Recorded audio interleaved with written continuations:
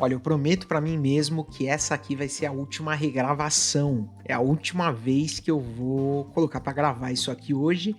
E não porque eu não sei fazer. É porque eu tô com um perfeccionismo insano me travando de fazer uma série de produções e uma série de coisas que eu queria fazer. Que eu queria mostrar e compartilhar com as pessoas. Só que muitas dessas coisas ficam no queria. Eu queria fazer um vídeo, queria fazer um podcast, queria fazer um projeto XYZ. E no fim eu tenho uma gaveta cheia de projetos que nunca viram a luz do dia. Porque com o queria, esses projetos viraram só querias. Esse aqui não.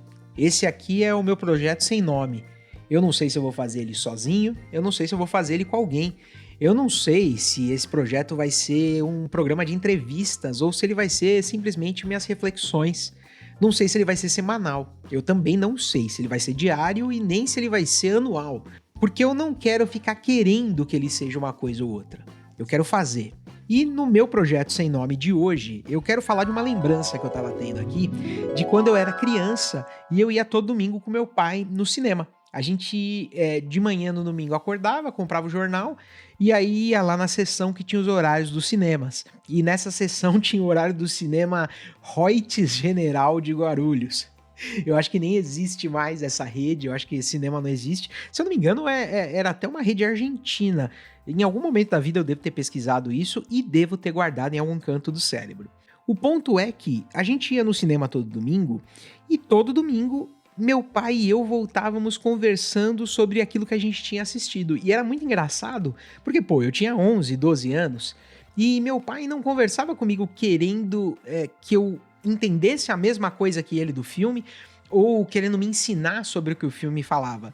Ele conversava comigo querendo ouvir o que eu tinha achado, querendo ouvir minhas opiniões, colocar as dele, e às vezes a gente tinha pontos super em comum, mas às vezes também cada um tinha enxergado um ângulo. Era super legal, adorava essa dinâmica.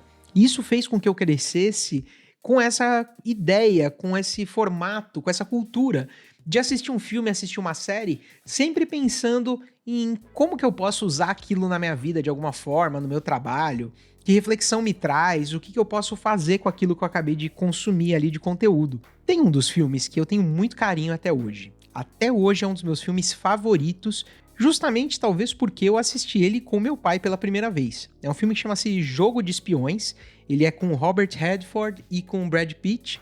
Eles são dois espiões, são duas pessoas que trabalham na CIA.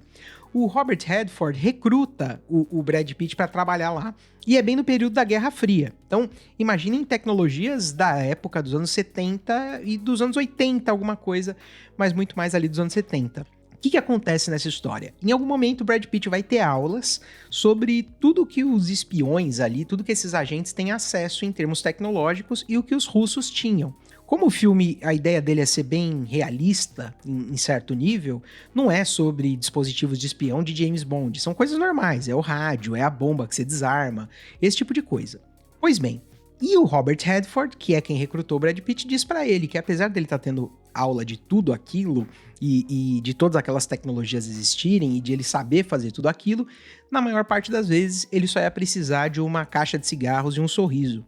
O que ele estava falando aí era justamente do poder de convencimento e do poder de interação humana, seja criando uma história, seja ouvindo a outra pessoa, seja reagindo com uma expressão facial que encoraje o outro a continuar falando. Basicamente ele estava falando que com a conversa ele ia extrair muito mais coisa das fontes dele do que com as tecnologias.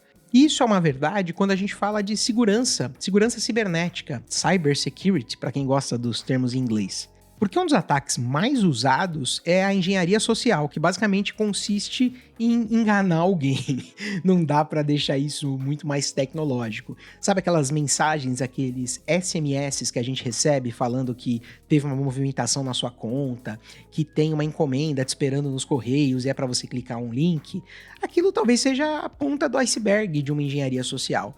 Mas a gente fala aqui de absolutamente qualquer ataque onde a pessoa mal intencionada se use de uma simulação de algo, de uma enganação para convencer alguém a clicar no link, a vazar uma informação, a postar alguma coisa que não devia e com isso obter alguma vantagem depois. Pois é, um filme lá daquela época fala isso muito pra gente. E eu acho que isso se conecta em algum nível com a vida, com a minha e com a nossa vida, com a de cada um de nós individualmente nas nossas particularidades, porque às vezes a gente fica esperando a tecnologia certa ou o recurso certo. Eu não vou nem usar a palavra tecnologia. Olha, quando eu tiver uma câmera tal, aí eu vou começar a fazer meu vlog. Ou quando eu tiver um microfone tal, eu vou começar a fazer meu podcast. Ou quando eu souber X coisa, aí sim eu vou poder fazer coisa Y. A gente cria algumas condições irreais. Existem sim condições reais que são limitadoras. Por exemplo, eu não posso fazer um bolo se eu não tiver os ingredientes para fazer um bolo. Ponto final. Agora, existem condições ilusórias que a gente cria, que servem muito mais como muleta, ou como um desejo de um mundo ideal, onde se a gente tivesse aquela coisa à disposição, seria mais fácil. A gente simplesmente não lidaria com as dúvidas internas, com as questões do nosso coração. E por outro lado, olhando também por um prisma positivo essa história do social aí, seja da engenharia para dar um golpe, ou seja, esticando bastante a corda para falar desse filme aí que eu vi com meu pai, a gente tem também a nossa habilidade de interagir com as pessoas como seres sociais que nós somos, e daí a gente tirar as forças ou tirar a motivação para tirar aquele projeto do papel, para fazer aquele curso, para aprender uma coisa nova ou até para ter um recurso. Imagina se nesse projeto onde eu estou esperando a câmera, se eu gravasse com o meu celular, será que eu não teria um montão de gente para me apoiar? E se eu falasse coisas legais e se eu interagisse com as pessoas? Quando eu estou buscando aquele recurso específico para tirar um projeto do papel, será que eu não tenho um amigo ou uma amiga ou uma pessoa que eu ainda não conheço, mas que eu posso conhecer? E simplesmente interagindo com ela, quem sabe ela não se torne um parceiro desse projeto? E no meu desenvolvimento pessoal, às vezes eu tô esperando ter uma casa nova, ou muito dinheiro, ou sei lá o que, para ter uma vida melhor com meu companheiro, com a minha companheira, com quem quer que seja. Quando na verdade, muitas vezes eu preciso exercitar o social e não o recurso. Eu preciso conversar, eu preciso ouvir, eu preciso me colocar no lugar do outro, eu preciso entender um pouco além da minha bolha, se eu quiser atingir aquilo que eu tô atingindo. Muito mais do que eu preciso, então, da casa nova, do dinheiro ou do recurso XYZ. E quando eu falo essas coisas todas, eu tô falando pra mim mesmo. Não quer dizer que eu aplico, que eu sei, que eu sou perfeito, pelo contrário. Absolutamente falho e quanto mais em particular, mais falho ainda. Mas é legal pensar que uma coisa que eu assisti lá quando eu tinha 11, 12 anos e que era apenas um detalhe dentro de uma história muito maior, hoje possa me causar uma reflexão. Conta pra mim aí. Eu não sei onde eu vou postar isso. Se tiver no Spotify, posta aqui nos comentários. Se tiver no YouTube, acho que também dá pra postar nos comentários. Mas conta, você já assistiu alguma coisa ou já leu alguma coisa que te fez refletir e que deu pra você aplicar em contextos totalmente diferentes daqueles em que essa coisa foi apresentada? O que você conseguiu extrair de uma situação corriqueira que era básico aí da sua vida e que, na verdade, depois se tornou uma ferramenta para você continuar avançando?